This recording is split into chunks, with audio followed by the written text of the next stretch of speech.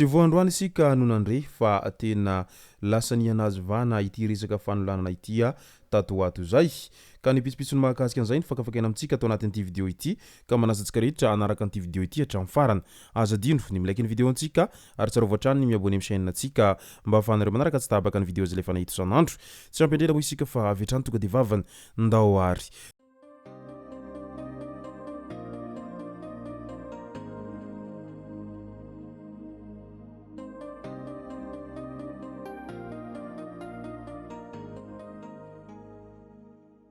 Ny tonga tsy miaraba hono namantezitra ka dia faly miaraba isika rehetra mpanaraka tsy tabaka an'ity chaîne ity ny tenako amin'ity androandroany ity arakin'izay efa natsipiko zay dia ny mahakasika raha fanolanana no tena iopanantsika atao anatin'ity vidéo ity. Mamo ity lehilahy ity ny zoma lasa teo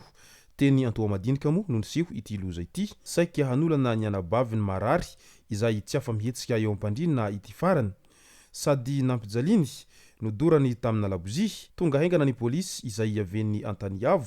vantany voanisy ny nampandre naterina eny MPMPM tsara lalàna ity lehilahy ity mba hatao famitorana tahorian'izay nahatratrarana azy izay midika izay fa tsy fahafehezantena ao anatin'ny alcool no lasa nampididoza an'ity lehilahy ity izay lasa zadratsy amin'izay filana etseroa izay efa tena tsy lavitra ny olon-dratsy amin'izao fotoana izao satria na ny anadahy aza dia mahavita hanolana an'izay anabaviny izay ka aleo mailomelo hatrany ry zareo amin'ireo manodidina fa efa tena nivadika biby sy ny olombelona amin'izao fotoana izao. Lehilahy iray izay 13 taona indray no nisamborina tany Ambalakondro, commune Ambodibinara, distrikan'ny Mahanoro tamin'iny herinandro iny.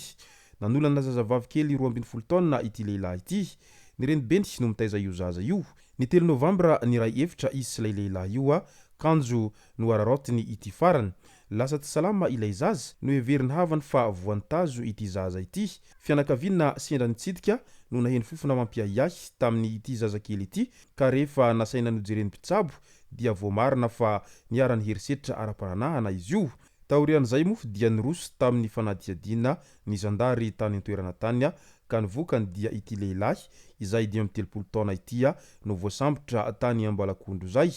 Tena lehilahy tsy vanina ary tena biby mihitsy ity lehilahy ity ianao izay lehilahy be io ve dia hanolana zazavavy kely izay vao 12 taona monja dia tsy mba lasa ve nieritreritranao ao anatin'izany rehetra izany nefa dia mba natera-be vavy ihany ary manana anabavy ka tokony tsy ianao an'izay fomba mamoafady tahaka an'izay fa tianao mihitsy izany lehilahy izany hoy ny mpitsara nadiady lehilahy iray izay voampanga ho nanolana zazalahy izay tsy ampy taona. Niatrika fitsarana adilaka be vava tamin'iny herinandro iny teny nosy teny ilay lehilahy izay voalaza fa nanolana io. Teo anelanelany taona 24 sy 24 no nanaovany filan-dratsy ny teny Ambohimangakely teny. Mody manao ankiafina miaraka amin'ny zazalahy izay manodidina ny 20 taona izy ary entina any amin'ny mangingina anaovany firaisana aveo. Voalaza fa efa intelo no naolany io zazalahy io ary tsy sahiny teny tamin'ny dadany. Aveo namporisihany hanolana zazalahy kely izay hafa ihany koa io zandry kely izay naholany io. Asina rehefa tsy mahita vehivavy ialahy hoy izy. Ny zavadoza dia lasa nanaraka ny teniny ilay zazalahy ka nanolana zazalahy izay mbola kely noho izy ihany koa. Noho ireo anton'ireo dia samy nosamborina izy roa lahy tamin'ny farany taona 2024. Ilay lehilahy lehibe ampy taona no tazomina amponja raha nalefa any amin'ny zaza maditra kosa ilay tsy ampy taona mialohan'ny fitsarana azy ireo izay natao tamin'iny herinandro iny.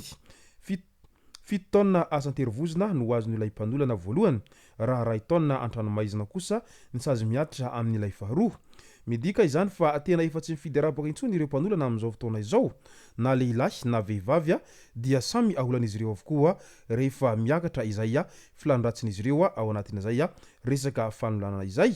Ka noho izany dia mailomelo hatrany amin'ireo manodidina anao ireo fa sao dia hanolana ny zanakao na ihany koa hanolana an'ireo olona akaiky anao ireo. Raim-pianakaviana iray izay niharany valifatimbadiny araky ny nambarany teo anolohan'ny fitsarana teny nosy teny notoriny vadiny izy nolazaina fa nanolana ny zanak'izy ireo izay 13 taona ny taona 2024 tany Sambava sy tamin'ny fiandohany taona ity tao Antananarivo renivohitra tao. Nandany fiampangana azy ilay lehilahy ary nanazava fa tsy nanao izany toetra mamoafady tamin'ny zanany izany. Mpivady ara-dalàna izaho sy ny vadiko hoy izy no teneniko izy hijanona amin'ny asa fivarotan-tenany saingy adiny vokatra izany araky ny nambarany hatrany ajanony ho iaho io asa io fa isika manana zanaka vavy be azina fa tsy nanaiky izany ny vadiny manao kalrozy izy ary mahazo vola be izay tsy mety amiko nefa izany araky ny volazany ity lehilahy ity voalaza fa efa nitory sy nandrahona azy matetika io ramatoa vadiny io aiza izao vadinao io mba raha manganao ve izy hoy ny fantanininy mpitsara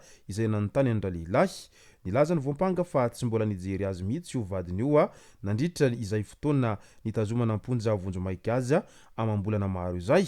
nisy taratasy roa avy amin'ny dokotera izay samihafa momba ilay zaza ny iray avy amin'ny CSB Talatamaty izay nitondrany an'ilay vehivavy ilay zaza nambara tsotra fa tsy Virginie intsony io zaza io ny iray nentina hanamarinana fanondroany avy tamin'ny centre vonjy be felatanana nanipika mazava fa human intact izany hoe mbola madio tsara ilay zaza nisalasala ny fitsarana nanoloana ny raharaha ka nanafaka ny voampanga tena raharaha sarotra ny fanolanana raha ny politika mpanjakana izay napetraky ny fitondrana teo aloha ary mbola mitoetra hatramin'izao dia ampidirana amponja foana ianao na manao na tsy nanao rehefa misy mitory fa nanolana izay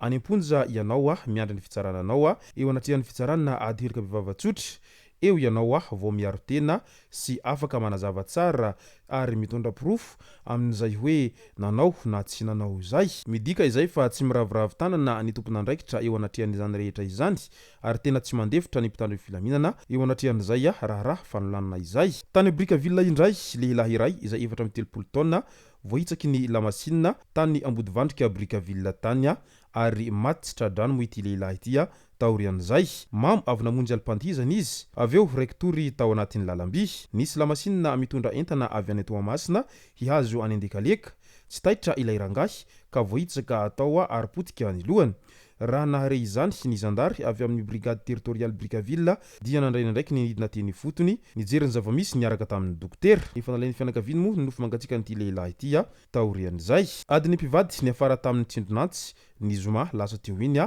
tany Ankobaka distrikany Marovoay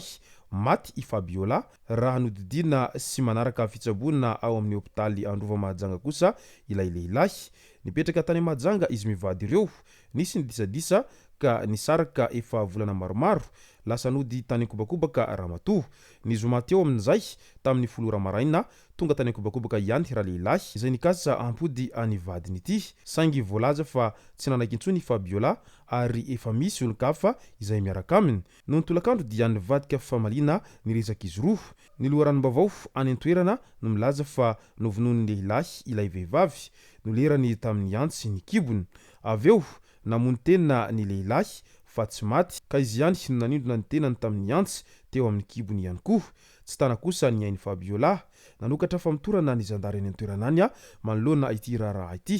midika izany fa tena raharaha henjana ity raharaha resaka adiny mpivady ity satria adiny mpivady dia miafara amin'ny famonoana izay tena tsy rariny intsony izany rehetra izany ka maiza ihany mifandamina sy mifampiresaka tsara rehefa ao anatin'izay resaka mpivady